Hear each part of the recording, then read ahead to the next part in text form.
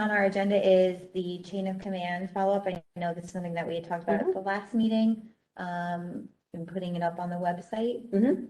So at this juncture, I have not put anything up on the website, but I've done my due diligence and I've done my research. So I've probably looked at 30 plus different school districts, because we don't have to reinvent the wheel. We just have to see what part of the wheel is appropriate for the Monroe bus and truck. So that being said, we started looking, and Dr. Lehman and I are working together on this. And what I want to do is I would like to find, I just brought about 10, I'll be happy to pass them around. I brought about 10 different examples. 2 or 3 of the school districts are not in New Jersey. The rest are in New Jersey.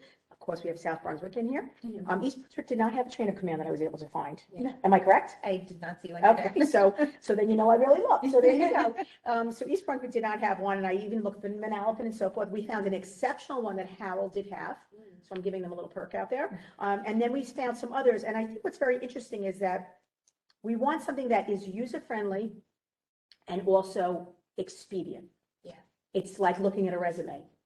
Right. You know, you look and you say, okay, where did they work? You want it to be just accommodating to the public. So we have different ones, and some of them, the ones on top, which I really didn't like, I put on top. And then we do have some that it's just very, very, very plain, like on matters involving instruction of your school, classroom teacher, school counselor, or case manager, instructional supervisor, VP/principal, director of instruction. On matters involving student discipline or a HIB, classroom teacher, like they went that way.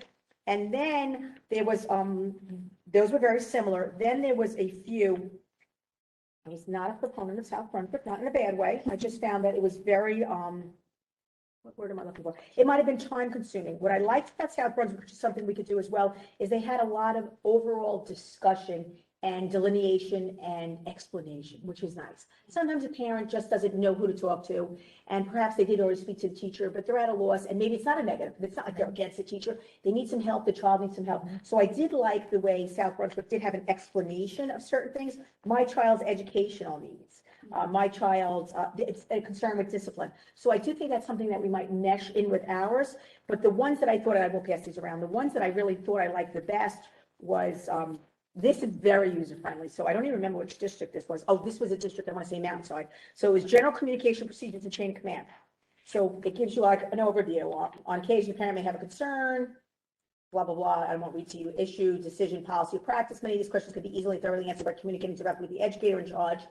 As we know, you should always go to the teacher first. Each situation should be addressed. But what I liked about this is, and this is something similar that we're working on, especially like through CPAC. And actually, I want to thank Mr. Moraldo because he actually has created it for me. We're in the end stages of just fixing it up, and that's particular for the CPAC. So it's just very user friendly. So I think the camera can see it. I will pass this around.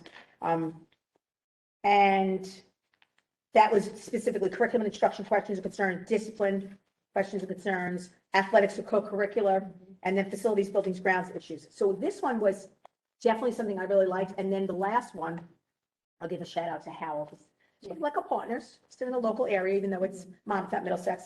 So this one said matters involving curriculum and instruction, grades pre-K to 8th, and shows just a continuum, teacher, school counselor, case manager, vice principal, assistant superintendent, very similar. And I will tell you that all of them truly have the same information. It's a matter of how we want to package it. Right. So I'm going to, with the committee's permission and with the president and vice president's permission, I'm going to work with Dr. Lehman. And then, of course, Mr. Moraldo gets to do the work. He's my graphic go-to. My graphic go-to for GGT. So I'm going to work with GGT. I'm going to work with Dr. Lehman, and we're going to come up with something that we feel will be most user-friendly and appropriate. For anybody that's watching, however, we always know any line of concern, you should always go to teacher first, because I will let you know that many times some concerns are brought directly to the Board of Education, and we realize that they often use the word constituents, and we realize the public is our constituents, but of course it's always going to be forwarded to me, who I in turn forwarded to the principal, who in turn forwards it to the teacher, because that is the chain of command. So I'll pass these around this way first, and then we'll pass them back. So I did do my due diligence, and I will tell you that I probably looked at 30 to 40. And these were 10 that I liked because they had a couple that I absolutely did not like. It's always good to see what you don't want.